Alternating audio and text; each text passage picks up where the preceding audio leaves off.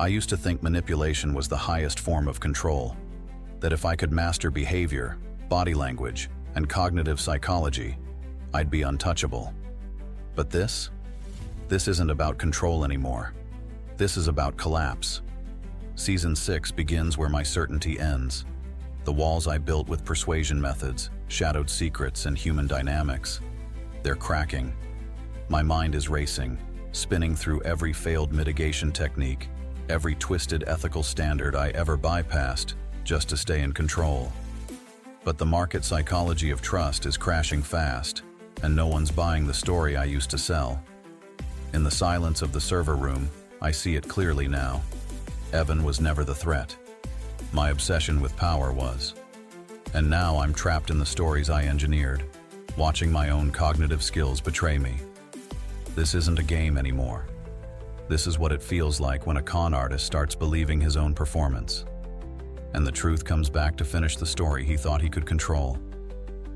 Oh, by the way, if you haven't already, we invite you to follow us on your favorite platform so you never miss a story. There's a sound your mind makes when it starts to splinter. Not a scream, not a snap. It's faster than that.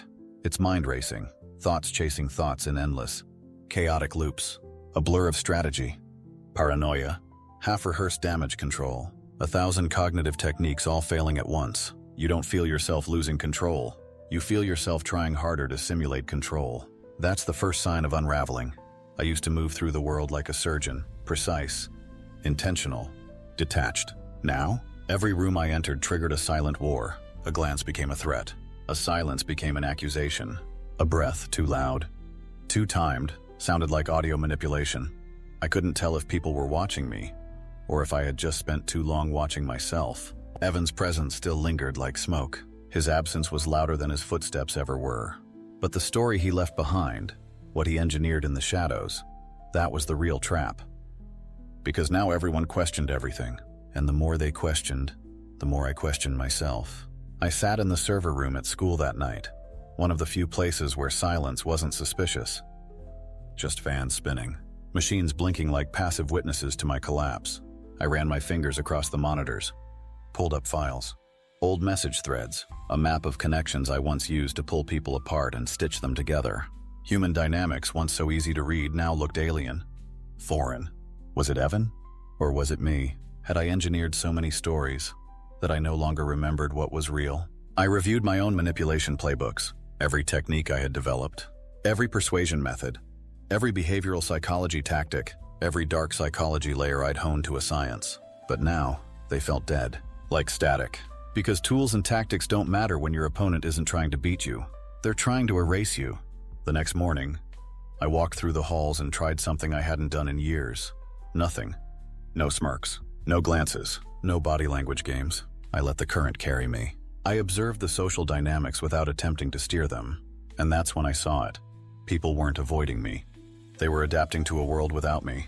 It was market dynamics, but with trust instead of currency. And I was watching the stock of my influence plummet. There's no crisis button in a manipulator's mind. There's only deeper planning, more overthinking, more layers of mitigation techniques that don't fix the damage. Just engineer new distractions. But you can't outthink deep emotions when they're your own. And complex emotions are slippery. They don't obey logic. They drown it.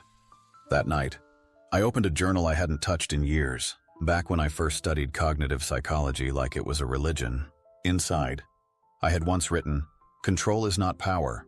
It's the illusion of stability inside chaos." And for the first time, I realized how manipulated I had been. Not by Evan, not by the students, but by my own belief system. I wasn't playing the game anymore. I was inside it, and it was folding in on itself. The server room was never meant to be a sanctuary, but in a place built on whispers and back doors, it became the only space I could still hear myself think. No footsteps, no fake laughs, just machines, buzzing like static anxiety, housing more truth than the people they serviced. I didn't come here to hide. I came to remember. Because when the world outside starts questioning who you are, the only place to start is with what you control.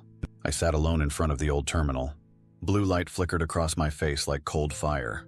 I used to log in to monitor student patterns, study social groupings, track academic shifts, reroute disciplinary outcomes.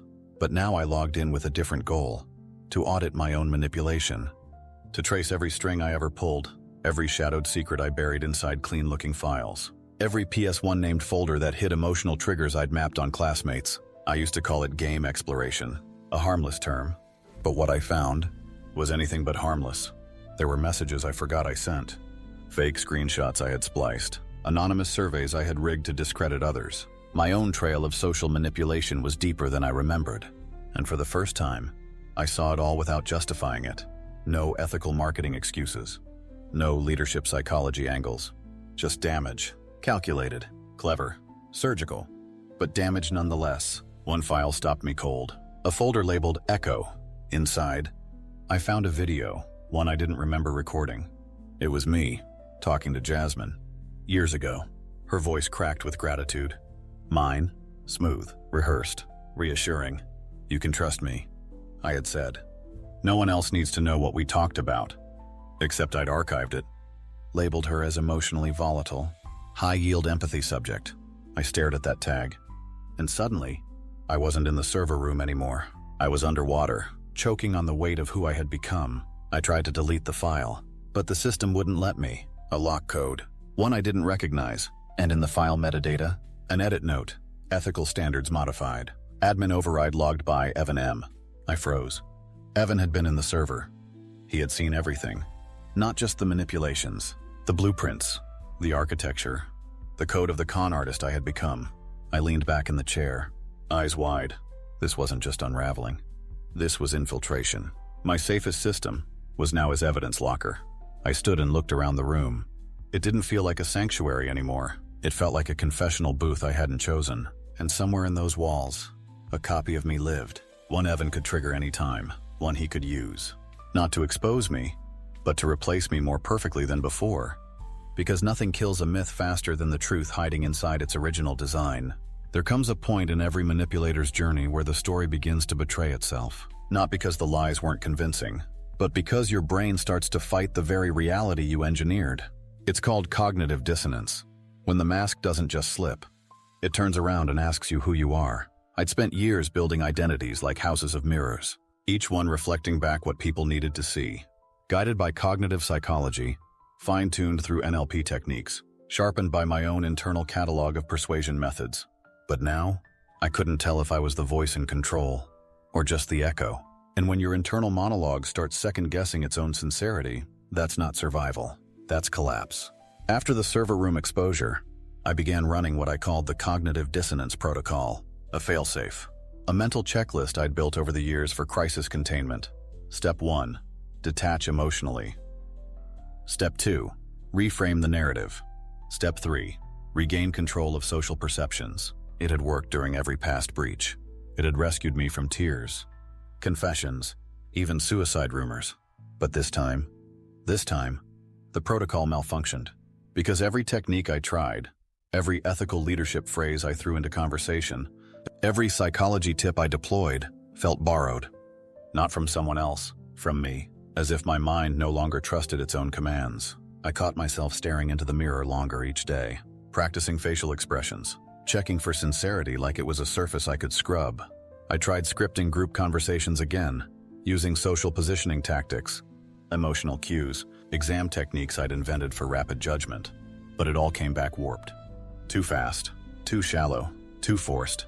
It was like watching a con artist rehearse a role he'd outgrown. Only now, the audience knew the lines. I attempted to write new scripts, to evolve, to lean into positive influence and true leadership concepts, the kind people post in motivational reels, hoping it makes them real. But authenticity isn't something you can reverse engineer, especially when the foundation is cracked with shadowed truths and market manipulation psychology you no longer believe in. I broke down in the art room, alone, midday. No one saw. I sat in the corner by the broken easels and whispered into my hands, "I don't know who I am when I'm not manipulating." And that terrified me more than anything Evan could do. Because who was I, if not the version that could bend a room with just a glance? What remained if you peeled off every layer of game exploration, every mitigation technique, every damn skill I ever forged? Would there be anything left at all? Later that night, I scribbled something onto a note card and shoved it into my desk drawer. It read, "If the system breaks, don't fix it, rewrite it."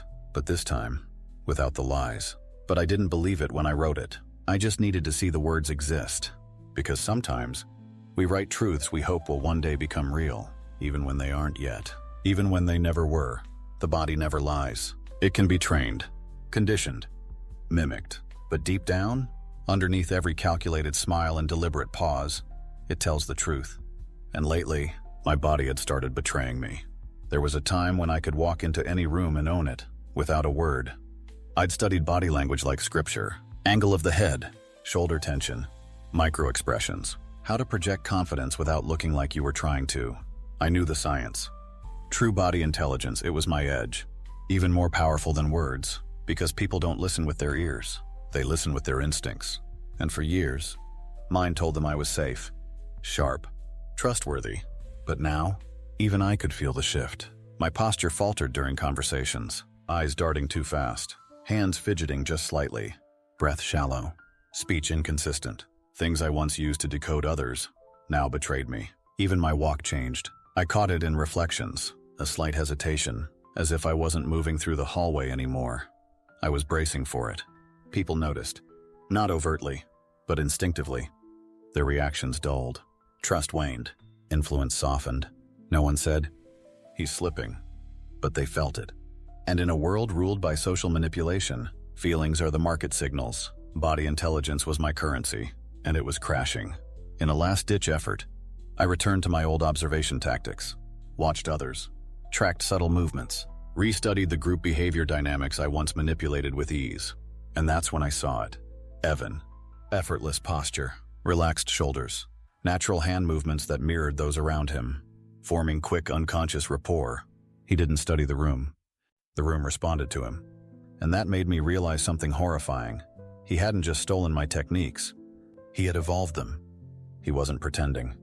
He believed his role, which meant his body language wasn't a tool. It was truth. And mine had become a glitching performance, a stuttering echo of a confidence I no longer owned. That night, I stood in front of the mirror shirtless, arms crossed, posture slumped.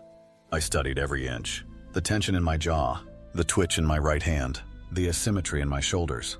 These weren't stress symptoms. They were signals. The kind of signals I used to read in others, now screaming from inside me. I whispered to my reflection, "When did I stop being real?" And the mirror didn't answer. But the way my eyes avoided their own reflection, that told me everything I needed to know. Manipulation starts in the mind, but it lives in the body. And when your true body intelligence rejects the lies your brain's trying to sell, you don't need an enemy to destroy you. You'll do it yourself. It didn't explode. It cracked. Like ice under pressure, like glass under breath. Control doesn't shatter all at once, it erodes in pieces. And by the time you notice it's gone, you're already standing in the wreckage, pretending it still holds you together. I woke up in a house I didn't recognize, my own. Same walls, same posters, same perfectly stacked books on human behavior and cognitive skills. But the feeling? Foreign, empty, like I was squatting in the ruins of someone who used to know exactly who he was. School was no different. People still smiled, still said hello, but behind their eyes, there was something I'd never seen before. Not fear, not awe, not even hate. Indifference. And for a manipulator, that's extinction. I tried to recalibrate, pulled out every page of my personal playbook. I attempted to restabilize work dynamics, sway group behavior, lean into old persuasion methods, even tried subtle NLP techniques during casual lunch conversations. But everything felt off script. The timing was wrong. The tones fell flat. My words sounded like recycled ethical leadership quotes from a broken audiobook. Even my body, my once flawless vessel of influence, trembled with market emotions I didn't recognize. Panic, disassociation, grief. I walked the halls and started seeing my legacy in reverse. The girl I helped find her voice now avoided my eyes. The boy I once mentored now repeated phrases I had fed him, but with resentment, not gratitude. They weren't remembering what I did for them. They were reprocessing what I took from them. And Evan? He didn't gloat. He just observed, not with judgment, with clarity, as if he knew. I was finally looking at myself without the lens of strategy, and I hated what I saw. Back in the library, I found an old notebook I'd hidden between copies of Cognitive Psychology, Revised Edition, and The Art of Subtle Influence. Inside were fragments, Scripts, thought maps, mind maps of market psychology, emotional tipping points, and manipulation arcs I used to design like art. But scribbled across one page, one I barely remembered writing, were 5 words. Control is a beautiful illusion. I stared at it for nearly an hour. Because now I finally believed it. I didn't eat that night, didn't speak, didn't move. I just sat on the floor of my room, watching the digital reflection of my past self flicker across an open laptop. Clips of me, performing, advising, manipulating. And the worst part? I looked so genuine, so convincing, that even I almost believed I had meant every word. But now, I was empty. Not broken, not angry, just blank, like the code had run out. The algorithm, exhausted, and as I stared into the black screen, I whispered, "You won." I didn't mean Evan. I meant the dark force I created, the thing inside me that was never satisfied, the version of me that saw every smile as leverage, every tear as strategy, every person as a market to be studied and moved. That version?